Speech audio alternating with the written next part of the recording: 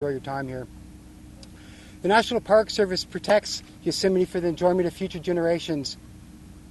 This year, Yosemite is going to turn 125 years old on October 1st.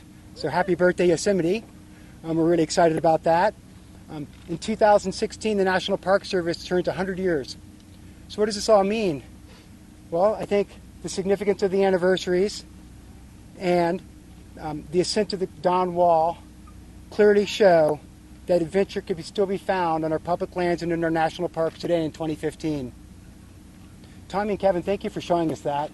It's actually really remarkable. It's really great to have this dialogue and discussion about climbing, to share that with the world and have so many people celebrate a sport that is important to the park. And it also helps us remember how important public lands are to us in our society. Without much further ado, I'd like to introduce Ken Yeager. Ken Yeager to my left here is the president of the Yosemite Climbing Association. He's a long-term steward of the park. He helps the park with the facelift, which is an annual park cleanup. It's become the park's largest volunteer effort. He's a historian on Yosemite climbing and a friend of the park and someone that we really enjoy working with and trust, and we appreciate the collaboration that he brings to the park for climbers. Ken? Thank you, Mike. What I'd like to do is talk a little bit about some of the highlights of El Capitan climbing history. In 1958, Warren Harding, Wayne Mary, and George Whitmore climbed the first real route on El Capitan after a 47-day effort spread out over a year and a half. The route was called the Nose. Then in 1975, Jim Bridwell, John Long, and Billy Westbay did the first one-day ascent of the Nose. In 1989, paraplegic Mark Wellman, along with Mike Corbett, climbed the Shield route. And then Lynn Hill came along and she free climbed the Nose in 1993. A couple of years ago in 2012, I guess it's 3 years now, Hans Florine and Alex Honnold actually did a speed ascent of the Nose in 2 hours and 23 minutes, which is incredible. Tommy and Kevin's climb has proved that there is still a golden age in Yosemite climbing, and we're in the midst of it, and their achievement is really incredible. And without further ado, I'd like to introduce Tommy Caldwell and Kevin Jorgensen. Thank you.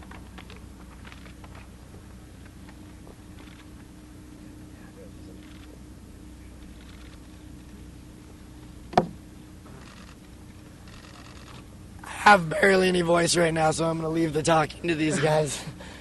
But first of all, I just want to express my utter gratitude for the Park Service for just making this place so great. I can't imagine a life without our national parks, and I am who I am because of Yosemite National Park, Rocky Mountain National Park, and the places that we all get to go explore and adventure. So, and then after Kevin, my wife is going to read a brief little statement that I wrote up just because I'm having a hard time speaking. Thank you. I'd likewise like to thank the Park Service and my family and my friends and my girlfriend Jackie for all their support throughout this entire project. You may not be aware of some of the history of the Dawn Wall. Tommy first envisioned the line in 2007, and a short film was made of it that I saw in 2008. And that's when I gave Tommy a call to ask if he needed a partner. And since 2009, he and I have been trying to piece it together. And over the course of those 6 years, it's led us to this day, which is still pretty surreal, the fact that we completed it. I never thought rock climbing could garner so much attention from the world. It's kind of crazy and a little uncomfortable. So I'd love to turn all that attention right back around to everyone that's inspired by this project and encourage them to find their own Dawn Wall. Because I think what's interesting about this project is that it has elements that everyone can relate to. It's a big dream. It takes a lot of hard work to make it happen. There's elements of teamwork that Tommy and I have forged over the last 6 years, and those are the elements that any big dream need to come true. So I hope that everyone that's been following along can take the Dawn Wall as an example of what's possible and find their own dawn wall. So, thank you. All right, so I have a little something that Tommy typed up to share. So we wanted to say, I'm deeply honored by the outpouring of support surrounding our climb. Sorry, I'm going to get emotional. I figured that if we managed to pull this off, our community of climbers would be excited, but never did I imagine that it would resonate with so many. For the past 7 years, I formulated my life in such a way to pursue this dream. My main goal is to live an inspired life. Big wall climbing became my venue because it holds a beauty and excitement that can be elusive in today's world. It connects us with our natural world in an extremely intimate way. Through climbing, I have grown to love Yosemite and appreciate the National Park Service who works to protect it. This climb would have been completely impossible without the support and encouragement of many.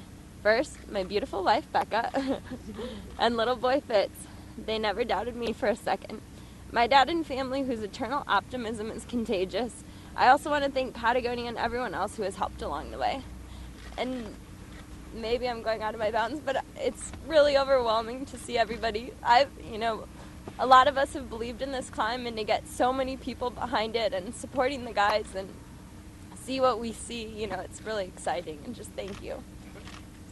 What has you so emotional right now? I think it's everybody, everybody kind of getting behind this. It's a beautiful thing. It's really beautiful. This whole journey has been like a glimmer, like this awesome piece of human, like we're all human. This is what brings us together, and there's something really emotional and beautiful in that. So it's cool. It's really cool to share that with everyone.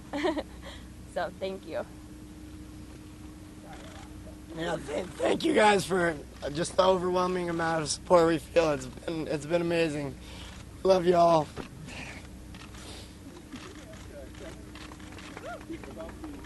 So if people could just identify themselves when they ask questions, it'd be great. You guys really look tired. Can you talk about the physical toll and what your bodies feel like right now? Honestly, the thing that hurts the most right now are our legs from hiking down, because we haven't used them in 19 days. And aside from the skin on my hands, our body feels fine. I think Tommy and I both spent a lot of time preparing for this season, and our bodies, I think we're happy with how they held up and performed, but yeah, I need to stretch or something. Not too bad, except for this one.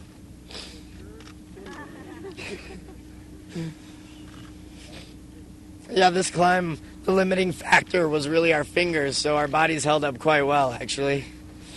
But it did take us 19 days, so we weren't doing a whole lot each day. And what were you doing to keep the fingers usable? You're putting gel? Quite a bit of maintenance, yeah. We use sanding blocks to file down the shavings of skin that would catch on the rock, and certain moisturizers and stuff to try and heal the cuts that are on the skin, and lots of ibuprofen. That was pretty clutch. I was told the cold weather actually helped, right? I mean, Right. talk about that. The cold weather was kind of the key in all of this. In part of it, anyway. If you can get in front of the microphone. Sure. Yeah, we climbed this in January because it's kind of the coldest part of the year, and we were taking a big risk with the weather. But to climb at our very limit, the friction has to be at its optimal level, and so we climbed at night, even in January, because the colder the better, really, and that's a very solar part of El Cap. Yeah, your skin is much harder when it's cold, so it doesn't rip as easily, although it doesn't heal as quickly either, so that's one of the reasons it took us a while to climb the route.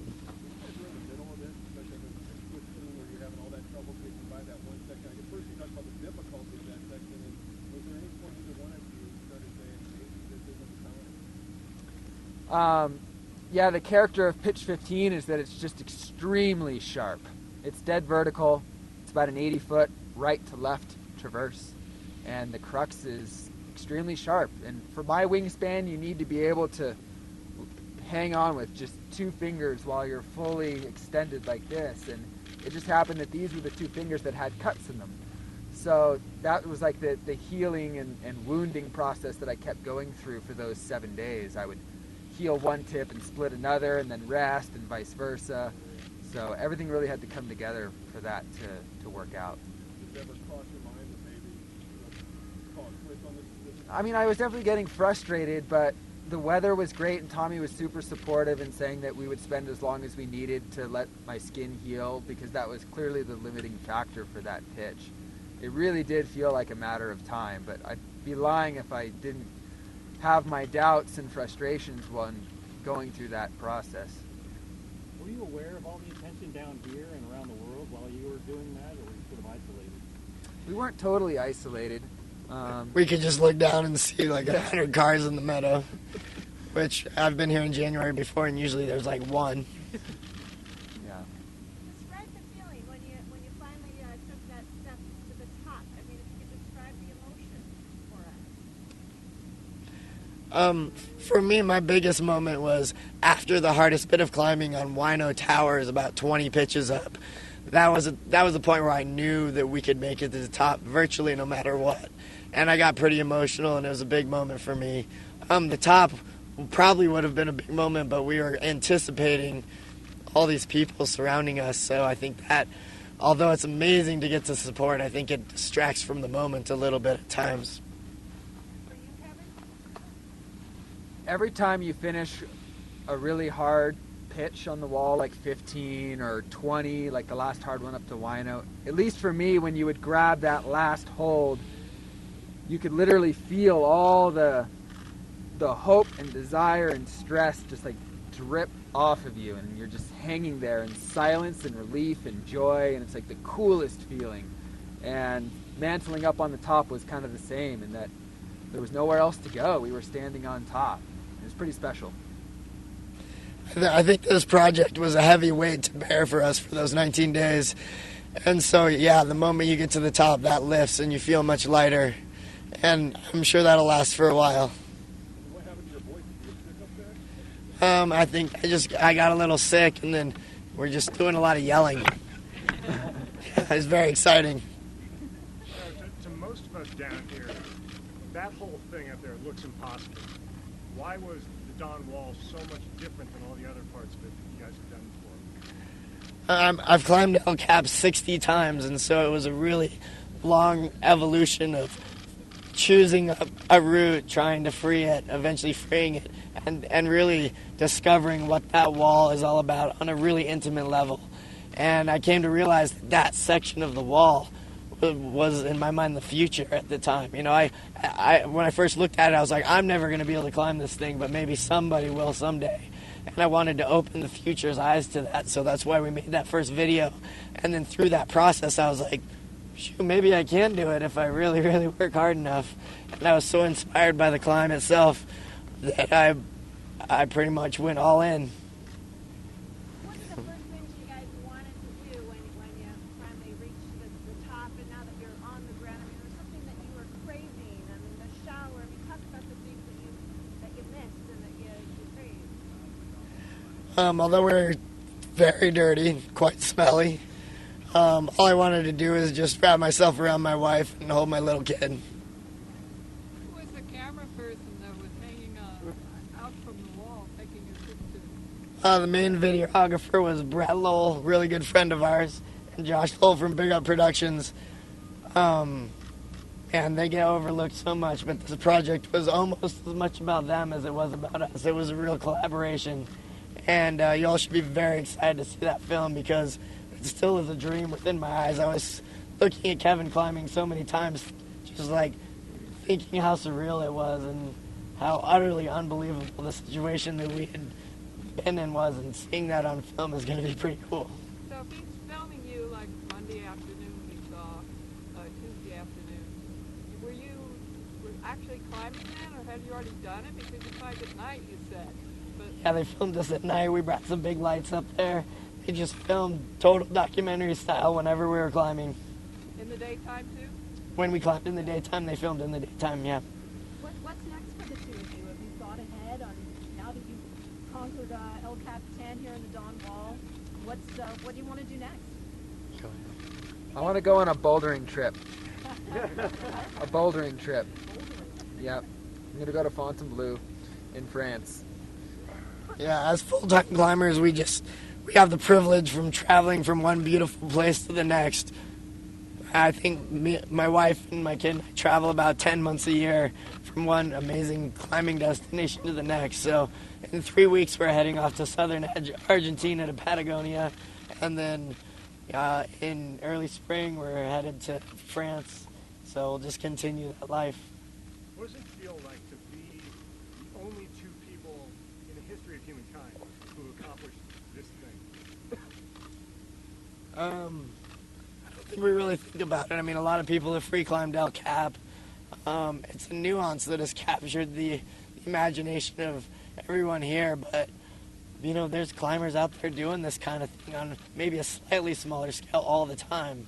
You know, there's tons of extraordinary climbers out there, and we're just two people who did it in such a way that we got noticed. Are you surprised at the level of attention that you've got while you've been on the face of that rock? Yeah, absolutely, Yeah. totally overwhelmed. What next for Yosemite? I mean, besides recreating, hopefully you guys will come back and push in the sport forward. Do you guys have any dreams, anything you think might not be able to be climbed right now that you're hoping to break through? And we're mentioning some of the sport routes possibly and the amphitheater maybe, but what are some of your guys' big dreams around here? I crave time in Yosemite like I crave food or water. I think I'm going to be coming here my whole life. As far as big climbing objectives like the Dawn Wall, I might scale it back a little bit for a while. I think I aged about 50 years. For years you've been climbing iconic rocks, everything in the world. Anything that you would like to say about how you tried to personally, and also just like the world to know about the nature of your place, and anything you'd like to say to El Cap? To say that. I've totally fallen in love with that piece of rock. It's, I mean, like I said, it's provided me with, I think, nearly 17 or 18 years. When I was 3 years old, I used to come and sit in El Cap Meadow and watch my dad up there. And it's been a big centerpiece of my life. I mean, I live in Colorado, but my heart is here. And I just feel so thankful every day.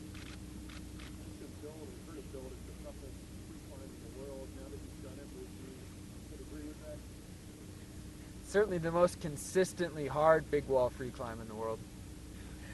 What would you compare it to as far as other athletic accomplishments? Is this the 3-minute mile or something like that? I just like to say one thing. Climbing is a very artistic pursuit. It's really hard to compare one accomplishment to the next because we all do it in our own style. And it's much more like, you know, painting. How can you compare one great painting to another? They're just totally different. Why was it so important to do this as two people together? Would it have been any easier or more difficult to do it solo? I think that the camaraderie that we had was crucial. I tried to do it 1 year without Kevin, actually, and it was too heavy of a weight to bear by myself. Logistically, it would be easier for one person to do it with support from another, but such a long-term process like this, I think it was crucial to form this really incredible bond and pursue something together. You know, everything is better when it's shared. Kevin, you thought at one point about giving up and letting Tommy go on by himself. What made you decide in the end that it had to be the both of you? Well, it crossed my mind briefly when I was struggling on pitch 15, but with Tommy's support and given the forecast, luckily I didn't have to make that decision. We didn't have to really have that conversation. Once Tommy said he'd be willing to wait as long as it took, my mind was just resolved to find the right moment to finish that pitch and do it and move on. Kevin, what do you think of the president even weighing in? I mean, he tweeted you guys last night. That's pretty unbelievable. We saw that tweet on the top of El Cap before we started walking down, and yeah, if I didn't see it with my own eyes, I wouldn't believe it. You guys were on there for 19 days. Was that about how long you expected it to take? Were you hoping to do it faster? Were you prepared to go 30 days? We made a spreadsheet on like the ideal climbing schedule. I think the fastest we had was 12 days would be like the Yeah. ideal. 12. And that's with minimal rest days and basically doing every pitch in order with very few falls kind of thing. And had I not epicked on pitch 15 for so long, maybe we would have been a little closer to that mark. But I think it'd be pretty hard to do that route in less than 2 weeks. We talked really about what he was just talking about your support for him saying, I'm going to wait as long as I can. You kind of know your voice is that, but as much as you can, your thoughts saying, I'm not going to do it without it. I mean, we've been working on this for so long together, and it's the shared passion, and the idea of topping out without Kevin was something I didn't really even want to think about too much. I mean, that would have been I don't know if I really could have enjoyed the experience without him. So I'm really glad that we ended up doing it together.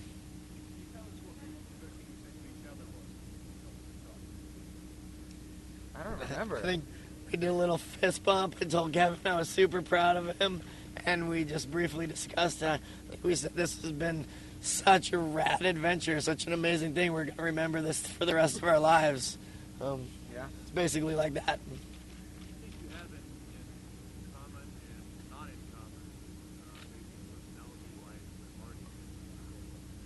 With who? Harding and Dean Caldwell. I can't speak to their personality very well. I mean, I think those guys were super tough. They were super gritty, and we looked pretty similar when we got to the top in terms of the wear that the wall did on us. They were much more rebellious. They're all about the rebel spirit, and I think we're maybe a little more grateful. But man, I look back at the golden age of Yosemite with great jealousy.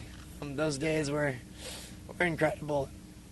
But Warren and we talked about them a lot when we were up there because we could feel the history sitting up Wino Towers where they sat out storms and refused rescue. I mean, that's some real climbing history right there. It's really cool, and it was great to just feel like we were continuing that in a way, maybe stepping in the footsteps of the giants a little bit. Hey Kevin, earlier you talked about the magic moment when you figured out pitch 15.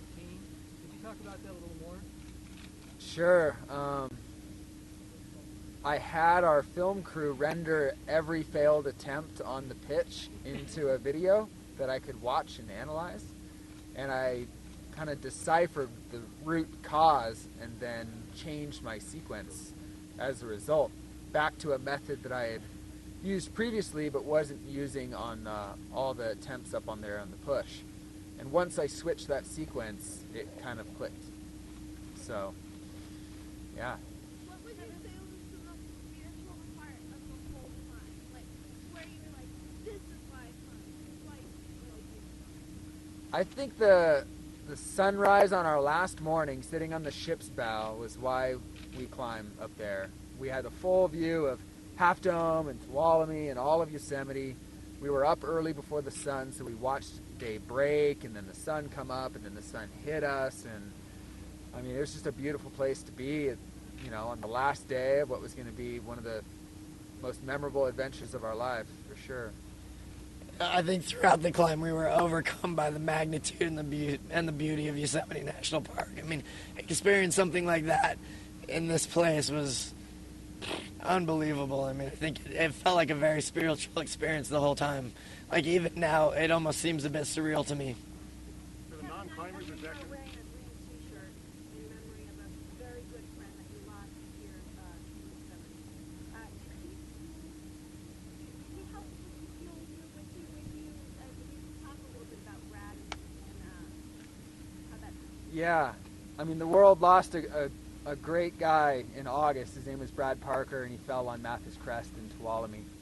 And I was wearing his memorial T-shirt the entire way under all my layers. And there are a lot of things to remember about Brad, and a lot of them have become part of his foundation.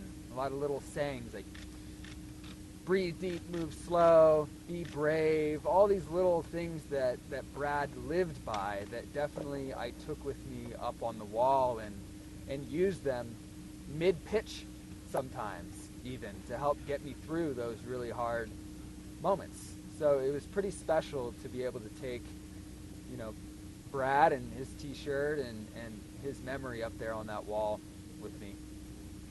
Can you explain to the non-climbers why it is that you climb that rock or any other rock? Inspiration's the simplest answer. I mean, how do you explain inspiration? Everyone draws that from somewhere else, but I think that's the root cause of any desire to climb that or any other rock, or to use Tommy's analogy, to paint. I think we're just inspired to do it. It's kind of in our DNA, maybe. One more question, please, and then we'll go ahead and arrange for individual interviews. Kevin, I read a tweet from you that said, you know, this journey's not about conquering, it's about realizing your dreams. And I wanted you to kind of elaborate on your point of view of what would you like to do about climbing? As mainstream media started to pick up on the story, we would read these headlines about thrill seekers and hikers and conquering this and that, and this isn't so much a man versus nature type of project. On the contrary, it's such a cool thing to be in total balance with Yosemite and El Cap and put up this route. So I just wanted to kind of put that out there, that this isn't about conquering. This isn't us versus it. It comes back to that inspiration, that dream of seeing something through. And I think that's something that's pretty simple and a lot of people can relate to even outside of climbing. Thank you so much, everyone. Tommy and Kevin will be available. Please, orderly. There'll be Chris over here in the blue jacket will be helping, and I think that they're going to be together to answer individual questions. Thanks so much, guys. Thank you. Awesome to meet you. Thank you. Thank you.